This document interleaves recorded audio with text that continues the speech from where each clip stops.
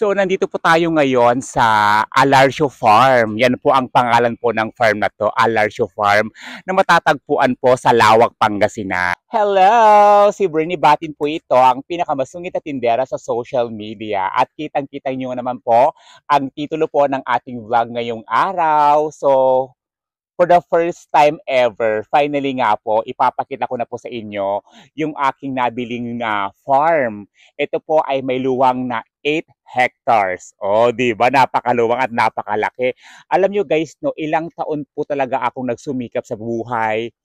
Yung mga dati kong sahod nung naging OFW po ako, talagang inipon ko po lahat yon para ito nga yung first ever ko talagang pangarap sa buhay, yung magkaroon nga po ng isang malaking farm. At finally nga po, ito na nga po. At ituturo ko po kayo ngayon kung gaano po kalaki. Ayan. So, dito po sa ating farm, may iba't ibang klase po dito ng mga puno tulad ng puno ng mga kaimito, ng mga kalamansi, ng mga papaya, ng mga saging. Ayan, kitang-kita nyo naman po.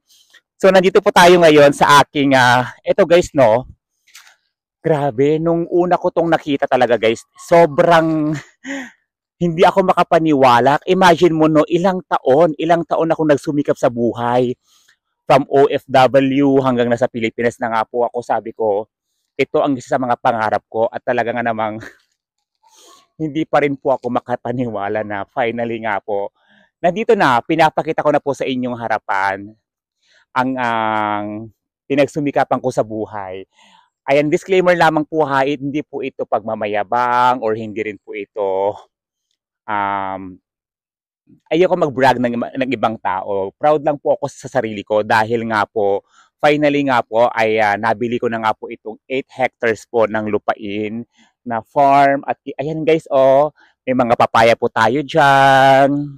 So ang dami kong plano dito sa aking farm. Kung magpapatayo ba ako dito ng swimming pool or kung maglalagay ba ako ng malaking bahay dito. Kasi sa sobrang laki talaga guys, ang dami-dami ko pang plano. At kung kitang-kita niyo naman talaga guys, no, talagang pinabuhusan ko sa part na to. Kasi ang binabala ko talaga dito, parang gusto ko lagyan ng parang rest house. Yung ganon. Ayan, tara, samahan po ninyo ako. Ito na po yung ating taniman ng mga papaya. Ayan. So, kitang-kita nyo at may mga halaman na rin po dito. Talagang ang hirap pala mag-maintain ng isang farm. Pero dahil nga po, kumuha na rin po ako ng caretaker. At yung sarili ko rin po yung caretaker. Ayan. So, napakaluwang nga po. Talagang hindi yata kakayanin ng isang araw mamasyal dito. Tapos mamaya ipapakita ko po sa inyo kung gaano kaganda, kung gaano kaluwang itong ating farm. Ayan. So, 'di ba no? Sobrang nakaka-inspire, nakaka-overwhelm. Nasa ilang taon na ako ay talaga nga namang nagsumikap sa buhay. At eto, nakitang-kita niyo naman po ang pinagpaguran ko. Kaya sa mga nanonood po diyan, wag po tayong tumigil mangarap, wag po tayong tumigil na ipagpatuloy ang ating mga pangarap dahil sabi nga nila, magtiwala ka lang sa Diyos, magtiwala ka lang sa sarili mo. Lahat ng bagay na hinahangad mo ay magkakatotoo. Diba, in God's grace, ganon. Siyempre, dito po sa aking farm na nabili nga po, ay meron din po tayong mga hayop, alagang hayop tulad ng kabayo, mga baka, mga kambing, ganyan. So, nandito po ngayon sila sa ating ayan, 'di ba? Kaya sabi ko nga sa isang farm, hindi matatawag na farm 'to kung walang mga kabayo or mga hayop. So ayan. Bulatin natin yung mga baka.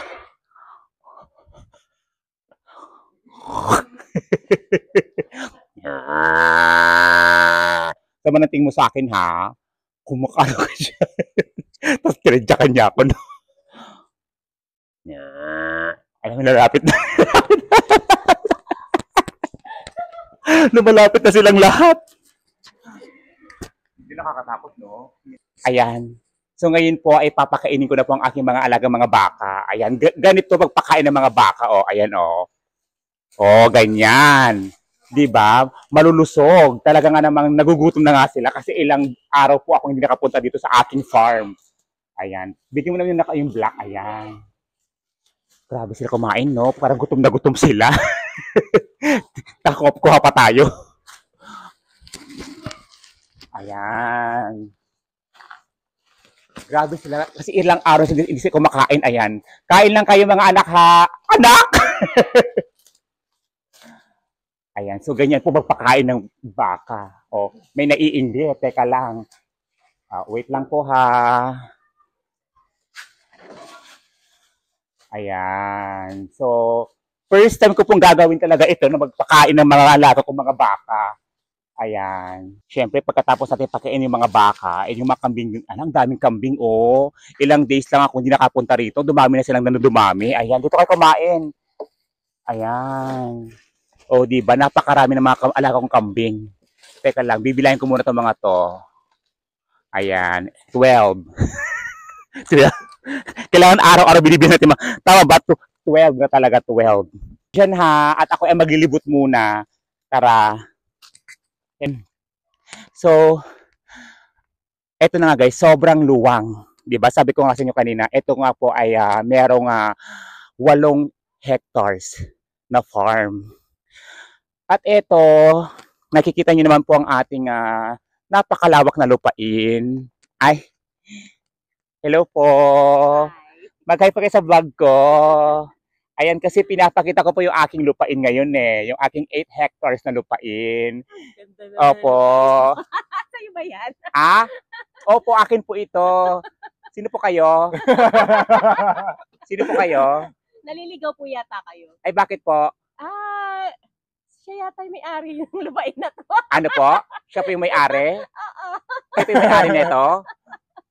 Nagtataka nga ako sa'yo, bakit nagbablog kayo dito? Sa amin to eh. Ito, okay yung may-ari? Teka lang, sir. Teka lang na. Wala kaya to sa'yo. Pasensya na po. Sa pala yung may-ari ng lupain na to. Maling lupain na napuntahan namin. Pasensya na po, sir. Halos na po kami. Tara na!